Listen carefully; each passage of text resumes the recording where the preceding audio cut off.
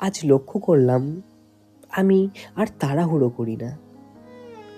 আগে মনে হতো সবকিছু সময়ের আগে না করলে কিছু একটা মিস হয়ে যাবে। আজ মনে হলো কিছু জিনিস দেরিতে হয় ভালো। বাসে বসে জানলার পাশে অনেকক্ষণ বাইরে তাকিয়েছিলাম। রাস্তাগুলো একই, মানুষগুলোও পরিচিত, তবু প্রত্যেক দিন আলাদা লাগে। হয়তো বদলায় জায়গা না, বদলায় দেখার চোখ। একটা ছোট্ট ঘটনা আজ মনে দাগ কেটেছে। একজন মানুষ খুব সাধারণভাবে ধন্যবাদ বলল।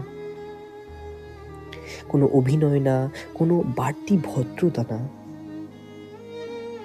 তবু কথাটার ভেতর একটা শান্তি ছিল। আজ বুঝলাম সব ভালো লাগা বড় কিছু থেকে আসে না। কখনো কখনো একটা ছোট্ট মুহূর্তই সারাদিনের ভার হালকা করে দেয়। রাতে ঘরে ফিরে লাইটটা জ্বালিয়ে চুপচাপ বসেছিলাম। কোনো গান চালাইনি, কোনো ফোনও না। এই নীরবতাটাই আজ প্রয়োজন।